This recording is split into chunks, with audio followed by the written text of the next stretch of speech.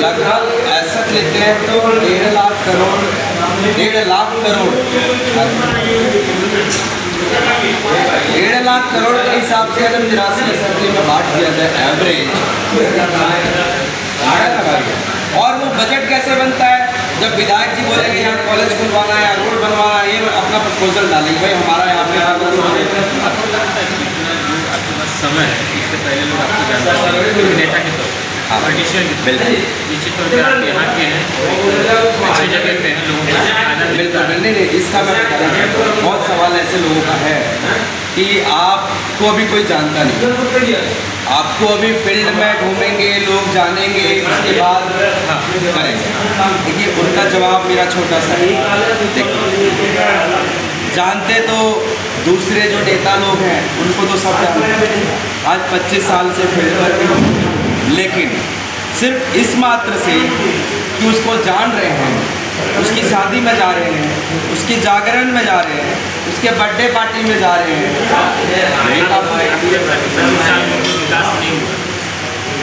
देखिए बिल्कुल मैं आ रहा हूँ, ये तमाम चीज़ें आप आने के साथ बदल देंगे सिस्टम।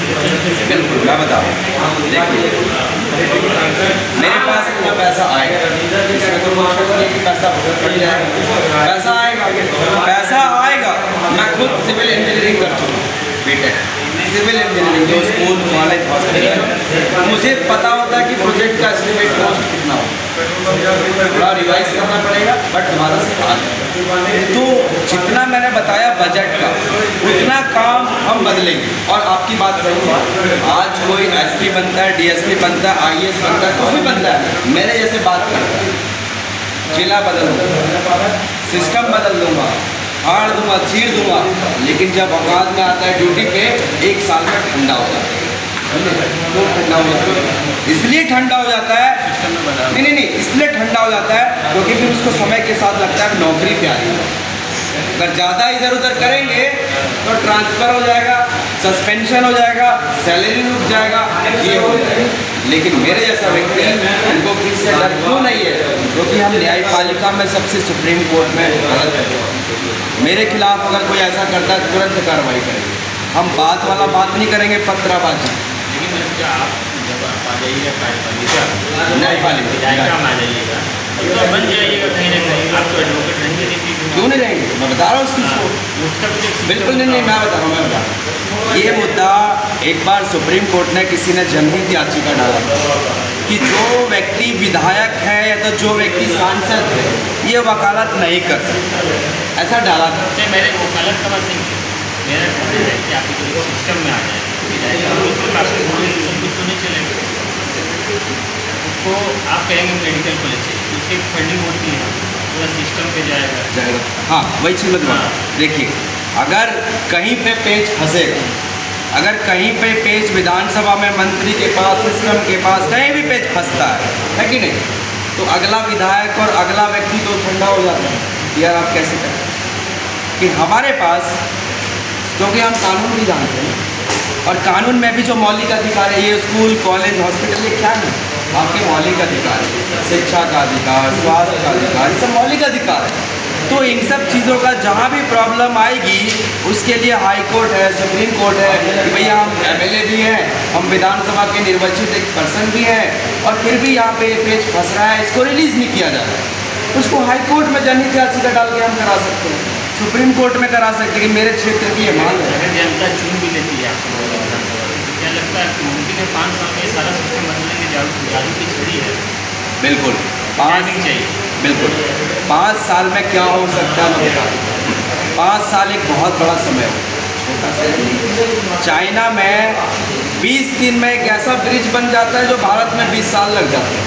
आप लगातार सुन रहे थे, लगातार विदेश मॉडल की बात, आपको नहीं लगता कि देश में अभी तक वैसा कुछ, जैसे नरेंद्र मोदी नहीं हुआ, गुजरात मॉडल, कोई मुंबई मॉडल की बात करता है, आप विदेश मॉडल की बात बार बार क्यों करते हैं? इसलिए कर रहा हूँ क्योंकि दिल्ली को छोड़ करके और भारत के जो दक्षिणी राज्य हैं उनको छोड़ करके बाकी सब कहीं और तरीके से चलें। तो आप दिल्ली मॉडल भी कह सकते हैं। कह सकता है, मैंने कहा कि दिल्ली का मॉडल जो है एजुकेशन। क्योंकि स्वदेश की बात छोड़ के आप लगातार सिर्फ विदेश की सुनिए बात सुनिए, कर रहे हैं।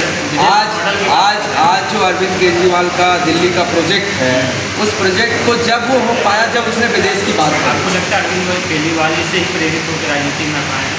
देखिए, प्रेरित मैं किसी पार्टी में तो नहीं हूँ, हाँ, लेकिन मैं उसका लीगल एडवाइज़र पहले था और उसके लिए मैंने दिल्ली हाई कोर्ट में जब नया कानून आया था मोदी जी का तो मैं लड़ा था, सारे न्यूज़पेपर्स में भी है।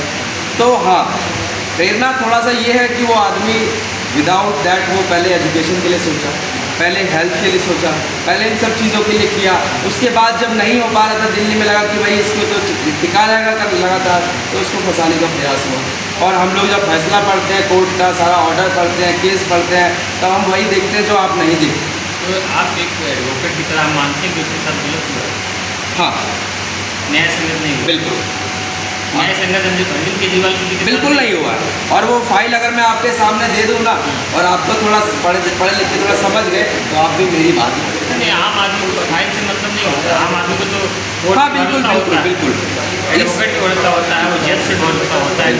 हाँ, ये चीज़ ज़रूर भी होगी कि कहीं ना कहीं से एक छोटा लूप होल निकाला और उस छोटे लूप होल को इतना बड़ा बनाया, ये ज़रूर होगी। सुप्रीम कोर्ट में भी गलत होता है आपके हिसाब से? मैंने कहा बोला नहीं, मैंने कहा कि कोर्ट का मामला मैं कोर्टी का तो फैसला पढ़ा मैंने आपको, कोर्टी का फैसला बता रहा हूँ कि कोर्ट के आप कोर्ट के जो कोर्ट का जो डिसीजन होता है उसमें तो सवाल नहीं उठा सकता है। नहीं उठा जैसे हमने काम ना भी कर रहे हैं, बिल्कुल कोर्ट डिसीजन जो आप दिया वो इस देता है। तरह हाँ निरादर नहीं कर सकते कि ये गलत है।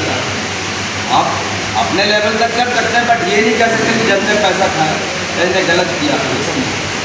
केजरीवाल जी के साथ भी न्याय संगत नहीं हुआ होगा, आपको देखा जाए। मैं बता रहा हूँ ना, आपके ऊपर अभी यहाँ बैठे हैं ना, आपके ऊपर सरिया थाना में मर्डर का FIR करा दूँगा, अभी 1 लाख रुपये उसके लिए जाँच हो जाएगा। 1 लाख रुपये में तुरंत आपका अरेस्ट हो जाएगा। अरेस्ट होने के बाद जेल भेज दिए जाएंगे। जेल भेजने के बाद भाई साहब से पुलिस बयान लेगी और भाई साहब भी बयान दे देंगे जो भी, और पुलिस जो देगी वो लेगी कुछ और, क्योंकि आज उसके लिए तो हमने लड़ाई लड़ा। अभी तो बहुत चीज़ हो गया मेरी वजह से हुआ। अब न्यूज़ पे डाल चुके हैं कौन व्यक्ति था जो फॉरेंसिक साइंस को कानून में लेके आया। मैंने सुप्रीम कोर्ट में याचिका डाला था और सारा न्यूज़पेपर्स में है मेरा याचिका, और मेरा प्रपोजल केंद्र सरकार के पास गया और एफिडेविट देके केंद्र सरकार ने सुप्रीम कोर्ट में कहा कि हम इसको कर रहे हैं। फॉरेंसिक साइंस आज मर्डर हो जाएगा ना, तो यहाँ पे फॉरेंसिक्स की टीम आएगी। अभी उसका इंफ्रास्ट्रक्चर डेवलप हो रहा है, उस कानून के तहत 5 साल का समय दिया गया। तो मेरे भी अप्रोच था, फॉरेन मॉडल पॉलिसी को मैंने पढ़ करके उसको लागू यहाँ पे किया। तो सब हो सकता है, नीयत चाहिए। ये नीयत में नहीं होना चाहिए कि मैं विधायक बन गया तो मेरा अप्रोच सेट हो गया, लाइफ बाय 11 करोड़ आ गया, हारू जीतू आते रहेंगे। मेरे को कोई लालच नहीं। आप लोग बढ़ाइए सब चीज़ों को। देखिए, राजनीति में आने का उद्देश्य सिर्फ एक ही है, सुप्रीम कोर्ट से प्रशंसा, सुप्रीम कोर्ट से अप्रिसिएशन, निर्वाचन आयोग से अप्रिसिएशन, और साथ ही साथ उनका अप्रिसिएशन जब होता है जब सही चीज़ों पे सही तरीके से विकास के मॉडल पे, विकास के डेवलपमेंट के स्ट्रक्चर पे और व्यवस्था के तरीके से चुनाव हो, और उसके बाद चुनाव होने के बाद वो व्यक्ति विकास करे।